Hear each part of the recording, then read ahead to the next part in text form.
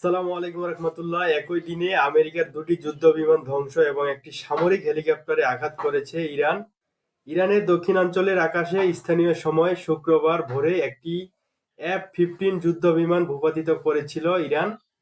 মার্কিন সংবাদ মাধ্যম সিবিএস জানিয়েছে, F-15 যুদ্ধ বিমানটিতে দুজন পাইলট ছিলেন, যাদের মধ্যে একজনকে উদ্ধার করা হয়েছে এবং অন্য আরেকজন এখনো নিখোঁজ।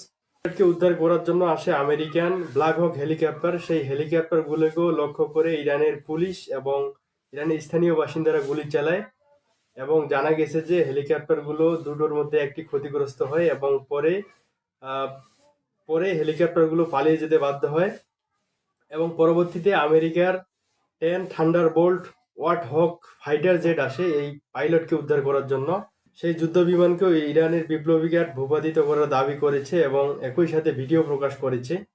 বিমানটি কোনোভাবে কুয়েতে পৌঁছাতে সক্ষম হয়, এরপর পাইলট ইনজেক্ট করার পর সেটি বিধ্বস্ত হয়। 10 থান্ডার, এটি উড়ন্ত ট্যাঙ্ক বলা হয় একে। এটি মার্কিন বাহিনীর অন্যতম প্রধান close air support attack aircraft. এর প্রধান অস্ত্র 30 মিলিমিটার কামান, যা মিনিটে 3900 রাউন্ড ফায়ার করে সাঁজোয়া যান ধ্বংস করতে পারে। পাইলটের সুরক্ষায় 1.5 ইঞ্চি টাইটানিয়াম আর্মার রয়েছে, যেটি ভয়াবহ হামলায় ক্ষতিগ্রস্ত হলেও এটি উড়াতে সক্ষম।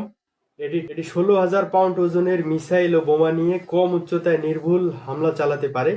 এরপর আরেকটি বড় খবর হচ্ছে, কুয়েতে থাকা আমেরিকার একটি গোপন সামরিক ঘাঁটিতে নিখুঁতভাবে হামলা করেছে ইরানের ড্রোন এবং সেখানে থাকা আমেরিকান CH-47 চিনুক হেলিকপ্টার ক্ষতিগ্রস্ত হয়েছে। এখন আসি ডোনাল্ড ট্রাম্পের একটি টুইট বার্তা নিয়ে। ডোনাল্ড ট্রাম্প বলেছিল, আমরা ইরানকে প্রস্তুর যুগে পাঠিয়ে দিব। এই টুইটের উত্তর দিয়েছে ইরানের পররাষ্ট্রমন্ত্রী আব্বাস আরাকচি। আরাকচি বলেছে, বর্তমান সময়ের সাথে প্রস্তুর যুগের মধ্যে একটি মৌলিক পার্থক্য রয়েছে। তখন মধ্যপ্রাচ্যে তেল বা গ্যাস উত্তোলনের কোনো ব্যবস্থা ছিল না।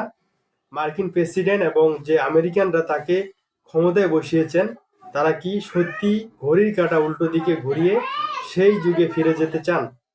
মানে ইরানের পররাষ্ট্রমন্ত্রী ঠান্ডা মাথায় একটা উল্টো হুমকি দিয়েছে, যদি আমাদেরকে প্রস্তুর যুগে নিয়ে যেতে চাও, তাহলে তোমাদেরকেও যাইতে হবে, কারণ মধ্যপ্রাচ্যে তেল ও গ্যাস উত্তোলনের কেন্দ্রে আমরা হামলা করব, ধ্বংস করে দেব। তখন তোমরা কোথায় তেল পাবা? তাহলে তোমরাও প্রস্তুর যুগে চলে যাওয়া। এরকম ভাবে একটা হুমকি দিয়েছে ইরানের পররাষ্ট্রমন্ত্রী। এছাড়াও ট্রাম্পের আরেকটি টুইট নিয়ে নেটিজেনরা বিদ্রূপ করছে।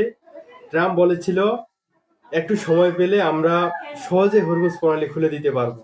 এই টুইট দেখে নেটিজেনরা বিদ্রূপ শুরু করেছে একটি ছবি শেয়ার করে।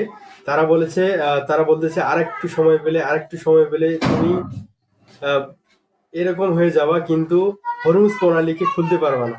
গতকাল রাতের হামলা এবং পাল্টা হামলা নিয়ে, গতকাল রাতে বাহরাইনের একটি বাড়িতে আঘাত হানে ইরানি মিসাইল। এছাড়াও দক্ষিণ ইসরায়েলের নেগেভ অঞ্চলে ইরানের একটি ব্যালিস্টিক ক্ষেপণাস্ত্র আঘাত হেনেছে।